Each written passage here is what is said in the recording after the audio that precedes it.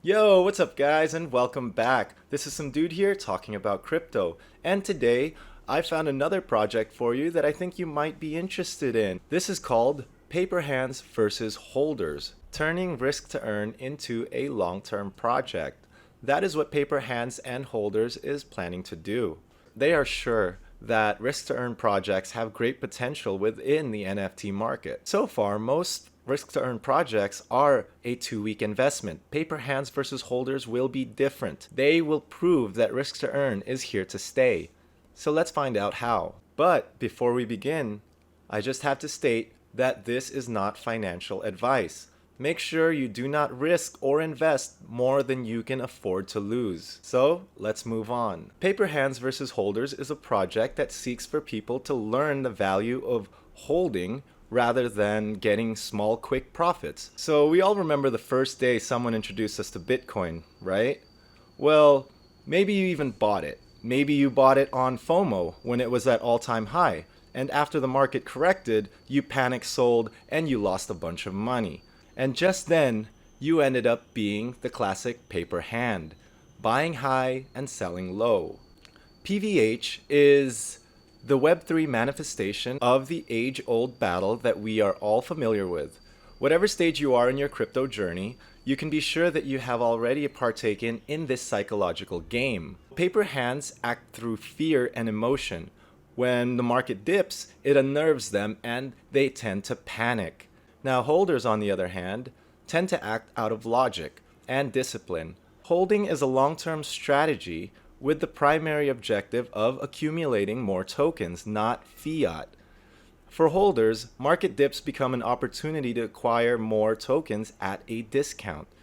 They understand by holding in times of uncertainty reduces the selling pressure that causes the downward spiral. And aside from that, it also lessens the stress that you have to go through thinking about the constant fluctuation of the market. Because holders believe and they know that if they invest in a certain project that is legitimate, then it's only a matter of time before they get the returns that they were hoping for. So a quick overview of what Paperhands versus Holders is. It is a risk-to-earn NFT project that rewards players with HODL tokens through advanced rewards mechanisms, incentivizes long-term holding, and discourages paper hands. It is their mission to use this dynamic to instill their players with the knowledge and values required to become a smart, successful investor. They want to foster a strong community of holders and band together to become greater than the sum of all individual parts. So the HODL token is their native currency.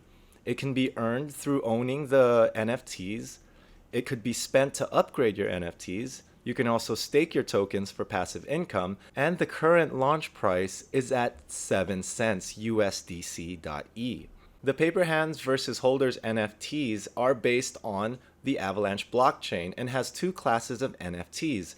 The paper hands, which are common, and the holders, which are rare. Paper hands and holders can both be staked to earn HODL tokens. Paper hands, though, must pay a tax to the holders whenever they claim their rewards. So the Gen 0 NFTs will have a supply of 10,000 NFTs, and people can purchase these with the USDC.E stablecoin. People will have a 95% chance of minting the Paperhands NFT. The minting system is on a tiered basis. So they start at 80 USDC.E, and this is for the whitelist for the first 24 hours. After the 24-hour whitelist, it is still at $80 USDC. When they launch to the public, the price will rise 20 USDC, which is 100 USDC.E, and there will be a limited amount of 1,000 NFTs at this price. The next tier is $110, next $120, and $130 for the final tier. On their current roadmap, it shows that they've already launched their website, they've created their multi-sig partners, the white paper is released, KYC prior to pre-sale, the launch of their first marketing campaign to grow their community, and to fill up the 200 whitelist spots. I'm unable to find information on the team right now, so if anybody has a link, please post it in the comments. 100% of the token's initial supply will be added to the liquidity pool, locked for 20 years, and the developer and the team has no access to it. The initial supply is 2.8 million tokens, and their max supply, if worst case scenario happens, is 440 million, even if they are a risk to earn project. So where is the money going from their Gen Zero funds? Well, 20% for the liquidity pool, 30% for the vaults in AVAX, USDC.E, and buybacks. Then 10% goes to marketing, and 40% to innovation, future development, advisors, their team, probably marketing as well.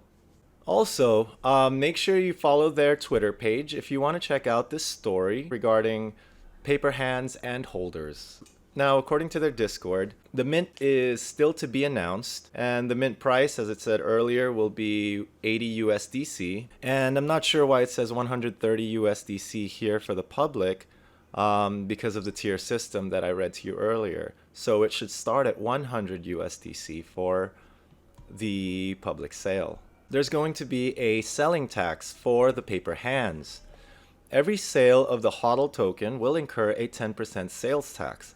The chart below shows how revenues from the sales tax is distributed. Also, every sale of the Paperhands versus HODLers NFT will incur a 10% royalty fee. 100% of the royalty fee will be used to buy back the HODL tokens, which will then be sent to the locked treasury. This locked treasury is their version of burning the tokens. Once they've sent the tokens to this locked treasury, it can never be accessed by anyone ever. To prevent whales from manipulating the market and the token price, they have a whale selling tax. This tax was introduced to HODL tokenomics in order to improve long-term sustainability within the ecosystem. So the whale tax explanation is there will be 10,000 Gen Zero NFTs. People can purchase Gen Zero NFTs with the USDCE. A 24-hour epoch cycle will be in place on all HODL sales and transfers for wallets holding the NFT. At the end of each epoch, wallets can sell or transfer 100 HODL and pay the 10% tax. Wallets may sell further at a progressively increasing sales tax rate during the same epoch. So I will list everything down in the description below. You guys can read through the entire white paper if you're interested in this project. And in the future, they're planning to launch a casino game. So Paperhands versus HODLers has an exciting roadmap that seeks to go beyond just rewarding its community with high yield rewards. Paperhands versus HODLers is committed to providing its community a plethora of rewards and utility. A major milestone on their roadmap is their plan to launch the Paperhands versus HODLers Casino. In the later phase of this development, they will implement various casino gaming functionalities in their ecosystem and partner with crypto gaming platforms to enable their community to use their HODL tokens in casino games, including blackjack and more. As I said earlier, I'll link everything in the description. If you're interested in this project, you can go ahead and check out their white paper and read up on them.